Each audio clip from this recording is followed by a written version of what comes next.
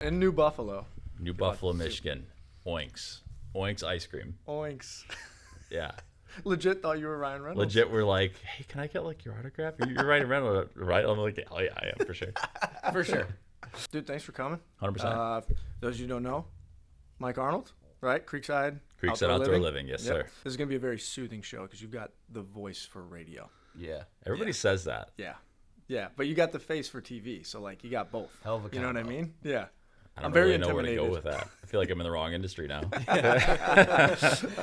Dude, thanks for coming in. Just kind of wanted to share your story. You know, we've been friends for a few years now, and I've always admired what you've done. I love what you're doing, and you know, here in Crown Point, but you're doing stuff all over the place. So, just kind of wanted to hear your story, share your story. You know, our podcast is basically just talking to people from the region doing cool stuff, making it better, and you're doing it for people's businesses as well as for their homes, and making their homes and their businesses look a lot nicer. So yeah, man, like, what's your story? Where are you from? How, like, start from day one. For sure. So always have been in the Chicagoland area. Grew up in my adult years in NWI, Northwest Indiana. I was going to Purdue. I was studying architectural engineering, and at the time I was hanging with a buddy of mine who was doing some landscaping, and it was kind of like almost like a side gig, like a hobby, you know. And it turned into me starting my own thing I was just mowing grass, just to kind of pay my way through school. And at that time, man, I hated school. I hated like I'd be in like these 3-hour-long AutoCAD classes with no windows, like getting claustrophobic. Like, dude, I need to get outside. So How old are you at this point? what was that, 19, 20, something like that? Lafayette or Northwest? Northwest. So Yep. at the time it was Purdue Calumet. Yeah. Now they've rebranded Yep. since. Purdue Northwest, right? Yeah, right. Okay. Yep. PNW. Yeah. So I ended up quitting about a year and a half in. So I never got my degree. I am officially a college dropout. Proud of it. Semi. We're in the same club, brother. Good. It isn't like the most successful people in the world are like they didn't go to college or they. I'd like to. I hope one day I'm in that category. Yeah. But yes, most of them, that seems to be the case. Yeah. So the business that I started to kind of pay my way through a little bit ended up blossoming into bigger things, had bigger opportunities, hired on people to take care of those opportunities. They went beyond lawn care. They were in, you know, high-end patios. I'm like, okay, well, I don't have the strengths and the strong suits specific to this thing that I was just hired on to do. So it's time to hire on some people. So started doing that. And then fast forward, started getting more people in management to start really growing the thing and just to handle the growth that was just naturally coming in. I've always said that I've felt underqualified for the position that I'm in, because I didn't go to school for business. I didn't know the ins and outs of being a business owner, but quite simply, God has always opened and closed the doors for me. I've just been on the receiving end, it felt like. He'd open the doors for the right employee to come in. He'd open the right doors for the right client to step in, just at the right time.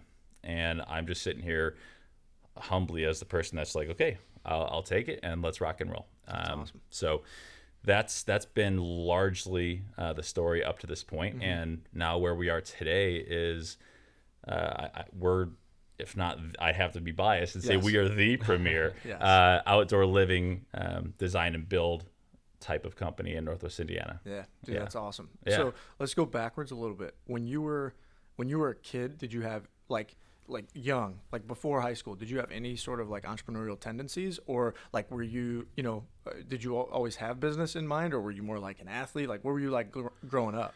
Well, both my parents were kind of on the entrepreneurial spectrum-ish. Like my dad was a contractor, and my mom was in finance. And my dad was like more of, he was flipping homes, basically. Nice.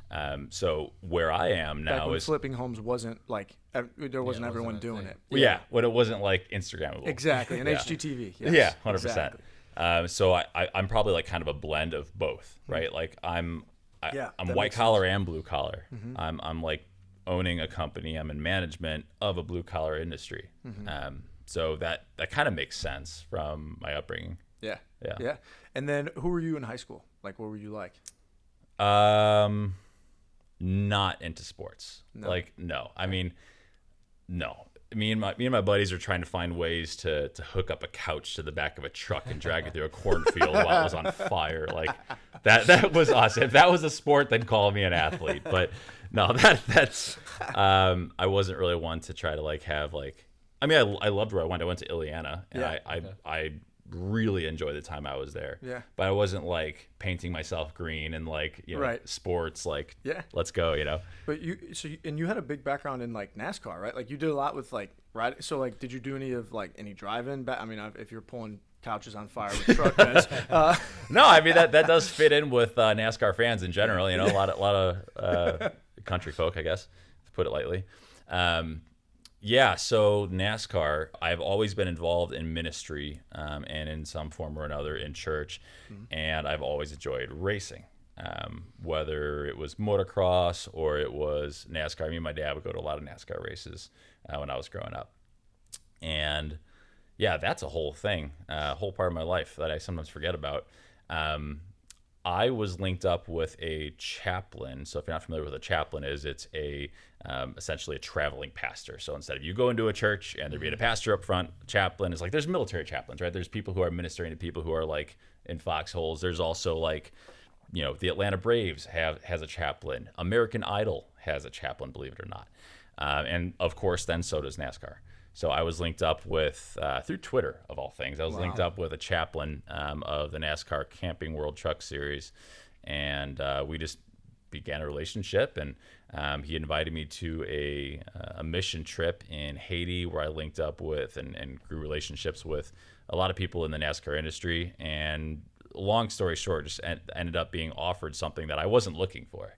I literally was not like signing, you know, applications, but the opportunity came to be the chaplain for the NASCAR Canadian Tire Series, which is the Canadian National Division of NASCAR. Pretty sweet. So for 5 years, I'd work in Creekside Monday through Friday, and then hop on a flight, go to Canada and minister all weekend to NASCAR drivers and teams and all that kind of thing, and then come back. That's awesome. So I never really had a life. Dude, that's awesome. Yeah, my last year in that was the end of 2019. So when Creekside first started, was it just you like laying mulch, mowing lawns? Like what were you doing? Yeah. Yep. It literally was. It was just me, and then I had a buddy from where I was at college started helping me along. I've been in that exact situation twice. So shout out to Billy's Green Thumb Gardening Service. My buddy Billy Brown. Is that still around? In high school. Oh no. Billy, we did that. Me, Spike Albert, and Billy Brown did that in like 2 summers back to back, like in between school and basketball and baseball and everything. Yeah. And it was a lot of fun, man. But I mean, it was a lot of work. We were mostly spreading mulch, pulling weeds, putting in plants, whatever came lawns. in, whatever came through the phone, whatever came through the website. So you were doing that. How long were you doing that for? Was that a couple of years that you were doing that? Was it? It was probably a couple of years of like me and another guy, and like we were splitting it up between like 2 days a week was mowing, then the other 3 were landscape or vice versa, like whatever the float of work was. And how were you getting clients at that point? I mean, you're 20, just 21. Word of mouth, man. Yeah. I mean, it's not that hard to like reach out to friends and family at the very beginning and be like, hey, like I'm starting a lawn gig, like. Yeah. Do you want to cut your grass or do you want me to do? Right. Yes. It's not too difficult. So you start from there and then you just do like a kick-ass job and like you start getting referrals to people. So then so it was you and your buddy for a couple, like when did you start hiring people? Like how many years in? Like, I mean, the first guy that I hired was probably maybe like 6 months in. Okay. Like it didn't take very long. Yeah. There was only so long that I was just going to like do it by myself. Yeah. Yeah. But I mean, as the work started coming in, I've just never been one to like turn something down. It like hurts my soul to turn work down. We're doing it right now because we know that we've blown our capacity. Like we can't take on any more like maintenance clients, like lawn mowing. Like shameless plug, we are still accepting fertilizer clients. Yes. But mowing, like we can't. We're completely to the lid, and it hurts. But then it's like no, take everything that comes in and then just figure out how to get it done. Yeah. So and then how many people are in your company now? 22, 24. Yep. Yeah, 22, nice. 24, something like that. And it's a weird thing to say that there's a range, but I mean like it depends on the day. Yeah, I mean we keep hiring in a lot of people and like we've had to let go some people that weren't performing super awesome, and that's just the nature of business in general. Yeah. So. Well, because you go from, I'm just thinking about early days when it's you and a couple people to now, you're managing people, you have management, all that. Yeah. But especially, I feel like in today's work climate, as far as workforce, this is you probably have like the hardest industry, that and restaurant. I feel like your industry and restaurants have probably the hardest when it comes to finding quality workforce because, and they're worker retention. Yeah, exactly. Yeah. Right. So, we could probably spend a few minutes, like an hour on that topic alone. But how has that been like in this climate, to jump forward a little bit, but how's that been over the last 2 years? I mean, dude, it's been super difficult because like we went from people showing up to our door asking for a job that were qualified individuals to now like we're taking all, I don't want to say we're taking anything. Like we need to take somebody that has some semblance of character that like doesn't on the resume show they've been job hopping every 2 months. There's got to be some kind of qualification, but like, I mean, you got to lower your standards a little bit and be willing to train and try to hire for character, not for skill. Yeah. Whereas before it's like, we need people who are just skilled only, come bad attitude or not, like we just need people who are skilled. Now it's like, we'll take whatever. Obviously we don't want to take somebody who's going to tear down our culture. For sure. But it's been excessively difficult. Yeah. Like when people talk about like the labor market being tricky, like I couldn't relate more. Yeah. We just right now we're in a blessed position to like, we've just finally maxed out our landscape crews again, but we're still building for like another crew, and that hasn't happened yet. Like we were down a couple people to fill out our existing crews, and so we had to make those max out again, and it took an unbelievable put it this way, every business needs to market. When you think of marketing, who you're marketing to? You're marketing to potential clients. Our model is like almost entirely shifted to like, I need to market to people to come work for us. Like we don't have a sales issue. Like we are right now, give me a couple more months and like we're sold until like the end of the year. Yeah. We have a labor issue. Like I need to sell people on like, this is a good place to work. This is a place where you will make a lot of money. This is a place where we have like really good equipment. You're not going to be busting your back so much as you're maybe busting your wrists with the joysticks of the machine that are digging things out for you.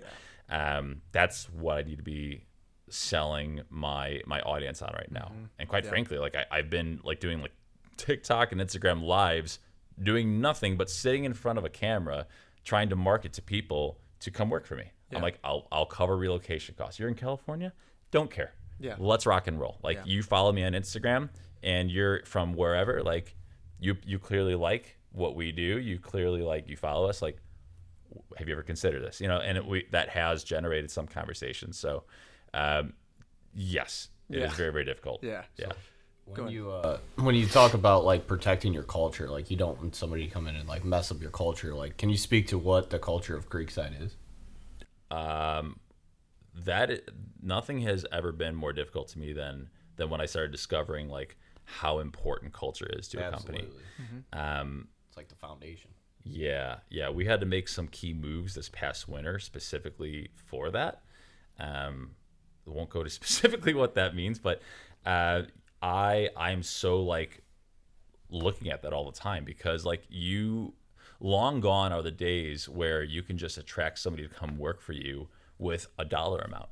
Like why do you see Apple and Google putting basically adult playgrounds inside their headquarters? Because they're trying to make themselves look like a cool place to work. Like they want to look like, if I wasn't doing this, I'm like, man, that looks like a pretty sweet place to go and hang. It's like you're hanging out at work. You're trying to market to those types of folks who otherwise would be content either staying at home collecting a check or working for somebody else who's providing them an experience. So the culture of Creekside is right now, it's in a really good place. It hasn't always been like that. It's a war sometimes, and it's a game of chess to try to figure out like where is the bad apple? Is there a bad apple? Number one, and number two, if there is a bad apple, who is it? That's sometimes super difficult to point out. And if there is, like, as good as they are, you've got to cut out cancers. You have to cut out cancers. Those things spread into other members of your staff, and then they create cancers in somebody else who otherwise wouldn't have been a cancer. Right. You're creating in them a way of thinking, a character trait that is, if you allow a cancer to survive in your company, you're creating an atmosphere that says, I permit this and I allow this. Right. And that's how that spreads. Yeah. So no, I mean, we're right now in a good place, but we haven't always been. I hate to say that, but that's just me being super vulnerable. I mean, no company, a company owner is a liar if he says that my culture's always been perfect, been awesome. Yes. Like there's always going to be a struggle because we deal with humans, and humans are fundamentally flawed. Yep. And you have to, as the owner at the very top, like the culture is set by the owner, and I'm constantly trying to figure out and learn what does that look like. Like you've heard of like the 5 love languages. It that doesn't stop being applicable in romance. Correct. Dude, that applies to business as well. Everybody has, maybe not love, but appreciation is spoken in several different ways. And how I communicate to one person It's different. may just fall on deaf ears to another person. And I'm literally like, this year I'm experiencing that a little bit. Like I'm like, okay, I have to communicate with this person a little bit different than how I communicate with this person. And that's okay. Like it's making me like stronger and better as a human, I feel like, because one day I'm going to want to lead a family. And what happens when my kids are all need to be loved in a certain way? Yep. That's just, it's a fundamental that I've never had to think about before, and I'm forced to now, which is a very, very hard thing, but it's a good thing. Yeah, I mean it is.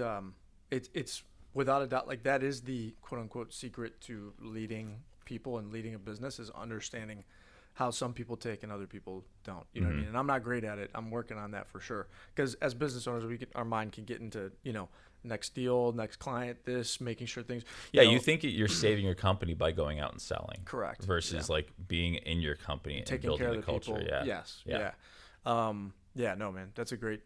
And my mentor says like that is the I went to a very intimate mastermind of entrepreneurs and sales people who lead businesses, and the first day of it was the only thing he talked about, because he leads a company of, he's got 35,000 people, mostly salespeople, mostly independent contractors, and he said the first day, the whole thing, there was like 7 categories around it, but the whole process, he said, this is the one thing I could teach you, and it was learning how to properly take care of the people that work within this organization. I'd love to go to one of those things. Well, because as you were saying it, I was yeah. like, I'm the next one that comes up, we should go together, because it was a life-changing experience for sure. Yeah, because that is something that I need to grow in. Yeah. Like I am not perfect. Like you just said, like you're not awesome at it, and I'm not awesome at it, and like we'll never be 100%. Yeah. Because like people are people, and they'll continue to come up with new problems to solve.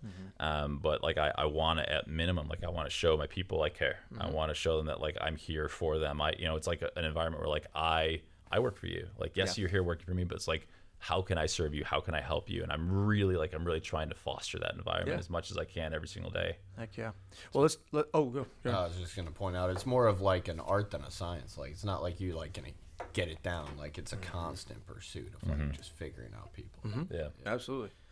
Let's talk a little bit about Creekside's service product, right? What you guys do. What are some of the things you guys do? So like, because from what I, obviously following you, being friends for a few years, even with my house, just doing mulch and plants and some rocks and a patio. But I know you guys do some huge jobs as well, all the way down to someone who needs new mulch. So talk a little bit about your services, and then, products, stuff like that. Yeah. What you guys do, like what's your bread and butter. And then, because I know you do some big, outdoor living, right? Patios, pools, stuff like that. We were initially Creekside Landscaping, and then not everybody. I feel like everybody and their mother has a landscape company, or they know somebody has a landscape company. And I'm like, man, I want to distinguish myself and ourselves a little bit better than that. Because when people think landscape, and they do think like Nancy's shrubs down the street. Correct. You know what I mean? Yes. And we're doing something that's, yes, we do that. But our primary niche is like incredible, immaculate design and construction, and you also construction that like directly reflects. Yeah. Like and sorry to cut you off, but you have a very distinct look too. Like when you see it, like that's a Creekside project. Yes. You know what I mean? So and my wife and I fell in love with the way that looks. Right. You know, so right. But anyway, go ahead. So, Yeah. No, so we ended up a number of years ago, we rebranded as Creekside Outdoor Living. And that was very strategic because like I am really trying to market ourselves as like we are creating an experience for you in your backyard. Yeah. Not just like we don't do a whole lot of new construction. We get a lot of calls for it. We quote it. We get some of them, but what we book out our calendar with is folks who are like, I want to create a vacation spot in my backyard. Yeah. And so we enter a conversation where they hire us on for a design, and we go through that whole rigmarole.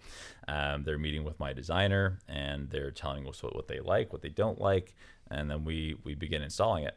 So we're doing a lot of that, but we also do have like maintenance sides of the company. We have right now 2, and we're starting a 3rd maintenance crew that's just doing nothing but mowing, the cleanups, the pruning, all that kind of stuff. And then one thing that is in the last 7 years that has become a really big part of our business model is fertilizer. We've almost shifted away from mowing a little bit just because, again, if everybody's doing it, like that's just something that I don't feel like competing with people for. But the fertilizer is something that we do extremely well, and we're kind of majoring on that. So one of your guys was riding around my yard yesterday, and There it you was go. awesome. I came home like, yes, grass is gonna look good. no dandelions. Exactly. So you're talk about like a little bit too, like those hardscape projects. So like, because I've seen some of your design process and like how you make it very, I mean, it's a really cool process how you design and then what it looks like, so that the client can see before they go spend possibly hundreds of thousands of dollars, which I want to touch a little bit further on, like some of those cool projects that you've done in the future. But what is that process, and talk about that process for you? Yeah, well, I don't do any of the design. I just want to make that clear. Like I can't take any kind of glory or whatever for that. Like all of that art is my designer, and she is freaking awesome. That's awesome. People like I have like 100 out of 100 record with her, with people coming back constantly like I loved working with her. Like she was fantastic to work with. And so what I try to do is give her everything that she needs with the meetings that I've had. She creates everything in her computer program. Typically have like a 4 to 6 week turnaround time. Right now it's on the higher end because we have designs all over the place. So yeah, I mean, I meet with a client. I need to hear out what are their wants, what are their needs. I'm not always asking for a budget because it's not really a fair question. The client is not in the landscape industry to know what that costs. It's not like a car. It's not like you can go to Scapel Buick and be like, well, that truck's probably about $70,000. Oh, there's the window sticker. Yeah. You know what I mean? It's not like a completed unit. It's a very, very customized thing. And so, when a client calls me out and they say, I have a 12 by 12 patio. Cool. I don't need a design for that. Like I can literally tell you right now what your range is going to be based on what paver you choose. But when you start going, I want there to be design elements into it. I want a kitchen. I'm thinking about maybe a pool, but it won't be for 3 or 4 years. Maybe a pool house. We're wanting a fire pit. I'm like, ma'am, I don't know how to quote this for you unless you hire us to do a design for you. Yeah. Because I don't have a basis to quote anything. Unless they can tell me the specifics, like the square footage and specifically what they want. And so we need to help them figure out what they want, and we do a very, very good job at that. So they start looking at the design that we've come up with. They're walking through it in the 3D environment, and they're going, okay, well, I like the look of this, but this doesn't feel like enough space. And that's a real key thing. It's one thing to look at a picture. It's another thing to virtually experience it and sit at the fire pit with the house in the background, or to swim in the pool and look out at everything else and be able to feel the environment and go, okay, this feels like enough space, or this feel whatever their feeling is. Like I feel what I feel, they feel what they feel. So once we have arrived at a place where they're like, boom, no more changes. Like I want exactly this. Awesome. Now we have a basis to start attaching price to the design. Yeah. And then what are some of the, what would you say is like your average backdoor living area, like outside living space in the backyard? Like price, as far as like what is that person typically getting? Like, is it a patio, a fireplace? Like, are they putting in a pergola? Like, what are some of the things they're doing? What would you say is like your typical, more like median type deal? You know, what's the average customer putting in? Nowadays, especially with inflation and the cost of goods so high and labor costs increasing, I'd want to say maybe 60 to 70K is an average. And what that includes is it's so different, because you might have all patio square footage, or maybe a little bit less patio square footage, but you had a gas fire pit where we had to hire a plumber and we had to get, the burners that were $1,500 and all that stuff that goes into that. So what you get out of that is different per every single property. And there's some properties too where you look in the back and it's like boom, just an elevation drop. Yeah, now you got retaining walls. Now you got retaining walls to hold that crazy. patio. Yeah, that's massive cost. I mean, I remember telling you about that at your old house. Like, dude, you got some slope here. Like this patio, if you had just a cornfield developed type property where it's all flat, you'd be at this cost point. But because you have walls, I didn't realize the cost of retaining walls and how expensive they are. It's pretty gnarly. Yeah, it's crazy. Not just because of the material, but the labor is really high on that. To do that correctly, to not have, this is completely tangential, but in Northwest Indiana, the number one call that I have for repair from some other company is retaining walls, because those were thrown in, they weren't done correctly, didn't have the right drainage, didn't have the right tie back. So there's a lot of labor that's associated with a wall to make sure everything's going to be bomb-proof for you. So 60 to 70K, someone putting in, patios, fireplaces. Like, again, like that's going to get you a really nice quality outdoor living space. What would you say is the most expensive job you've ever done? Highest ticket? Somewhere in the 200s. It's pretty sweet. Yeah. I mean, that's probably really incredible property. It is, and that's, quite frankly, nowadays, that's not even that big. Like, because everything is just hyper inflated. I mean, you look at what pools were 5 years ago to what they are today. I mean, it's almost double. It's insane. Probably $50,000 for a pool 5 years ago. Now it's probably $100,000 at least. And you're waiting 2 years. And you're waiting 2 years. It's crazy, man. We'll link like your website so people can see like some of the stuff you've done. Also, you've got the talk. Instagram. Instagram following is solid. Mitch, any questions that you're thinking of that? No, just like bringing up Instagram. Like, how have you seen like using social media and like social media marketing as an entrepreneur to like grow your business? How's that worked out for you? I mean, how has it worked out? It's literally my only source of media.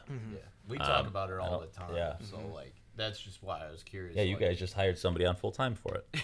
I know. Hey. Man behind the camera. Yeah. No, I mean, that it's super pivotal. Like, it's so easy. Like, I for some people it's not, because they don't know what they're doing. But I mean, literally, like, you're already on the job site, snag some pics. Like, all of our iPhones have a quality camera that's more qualified as a camera than a camera 10 years ago. Yes. You know what I mean? So like, you whip out your phone, you snag some pics, you post. Yep. It's that simple. So like, you need to be showing people what you're doing on a day-to-day basis. People are like, okay, years ago, people were looking at the yellow pages and they were looking for a landscaper. Nowadays, like, you want to go to where people already are, and people are already on their phones all the time, on Facebook, on Instagram, on TikTok, on LinkedIn, wherever. So wherever people are already at is where you want to be, and you're not always like blasting messages like, call us today for blah, blah, blah, blah. No, like, you're creating brand awareness. You're creating like a thing in people's mind, like, well, this flashes across my screen. I know this is going to be a cool project of some sort. And when they're ready for that, you might be giving messages to somebody who is like 5 years away from building a house, but that consistency in the posting, they're gonna remember that. For sure. So that's super key. Yeah, and your content's awesome, man. It's great because it's like and that's when you can put a face to the company too. Like, it helps, because then they know, like, okay, this is what they're about. It kind of, we talked about culture a little bit earlier, but when you're hearing from you every day on Instagram or on TikTok, then you know kind of what the mindset is of Creekside. You know, and you have an idea of like, okay, that's a business I want to support. That's somebody locally I want to support, but also their product is phenomenal. You know, so. Yeah, man. No, I mean, I love what you guys obviously did our house. It was, not a crazy project. It was simple patios, mulch, and some plants and some rocks. Right. But the experience was amazing. And then all the way down to the Happy to fertilizer. hear it. Yeah, I mean, all the way down. And I was watching them do the patio. I'm like, yeah, I don't know how the average Joe just says, I'm going to put a patio in. There's no way that thing is going to stay. Dude, I always I watched them do it. I was like, yeah.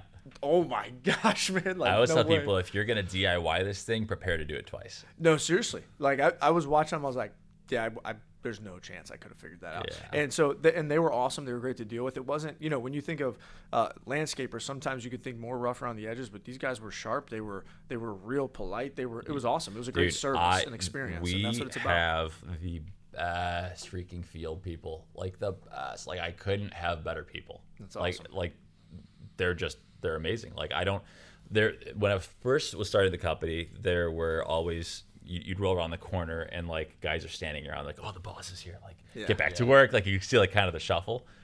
Never, not in 4 years, 5 years plus have I seen that. Like, every single time I roll up on a job, I'm not even trying to catch them like sleeping on the clock. Like, I just know they're always working. Awesome. And I mean, the clients are home all the time. They're like, dude, these guys are workhorses. Yeah. Like, nobody works harder than my field team. It's awesome, man. Yeah. What's your, because I mean, you're young, man. You've got a great company already. Like, what's your vision for Creekside? Vision for Creekside is, I mean, similar to what we're already doing, but at scale. Cool. I am the person who's doing the majority of the sales right now. But I am actively, like, if somebody walked into my door tomorrow and I'm not really in a position where I want to be training somebody for what I specifically do. For a lower level salesperson, like, new construction, all that kind of thing, like, that's something we can train. But I am looking both now and in the future for somebody that can kind of take over my sales role, so I can do much more of the social media type stuff. I can do much more of networking meetings and kind of like own the company rather than work in it. Which there's always going to be some level of working in it. So my vision for it is for it to be a household name and not just our immediate Crown Point and 2, 3, 4 mile radius. And I want to be bigger than that. We're already kind of a tri-state company. We're doing projects in Michigan. We did a project 2 years ago in Notre Dame. We're doing a couple in Lamont and Batavia right now, Chicago. Nice. So we're very much sought after, and that's what I want. I even want to have a crew that their MO is travel. I had somebody that wanted me to do a project in Las Vegas. I'm like, humbled, but can't right now. Like, come back to me in like 4 or 5 years. But that's, like, we have the capacity, well, not currently the capacity, we have the capability of doing that with this brand. And so I want it to be something that is a sought after brand, not just here, but nationwide, to come and do projects for people who are wanting an extravagant outdoor living space. Heck yeah. Yeah. You got anything else? No, man. Cool, man. Awesome interview. Yeah, thanks for hopping on. Appreciate you coming in, man. Thanks for the small town coffee. Yeah, shout out to small town. They know. Flip that. They know. And looking for an operations person, right? Looking for an operations person. I'm looking. We're looking for people that are, really like a sales design person right now. Looking for somebody who's got capabilities of stepping into operations role. We're looking for a lot right now. Cool. And evaluating everybody on a per person basis. So. Well, awesome, man. Well, I mean, at the end of the day, like, you are making Northwest Indiana better. You're making people's homes better. That you're bringing values up. It's I love what you're doing, man. So appreciate you. Thanks for hopping on. Appreciate you. How do people find you on social media? At Creekside NWI, CREEKSIDE NWI, like Northwest Indiana. That's on Instagram. That's on the TikTok. That's on the Facebook. We're also on YouTube and LinkedIn. Sweet. Thanks for coming, man. Appreciate 100%. it. Thanks, guys. Thanks for watching.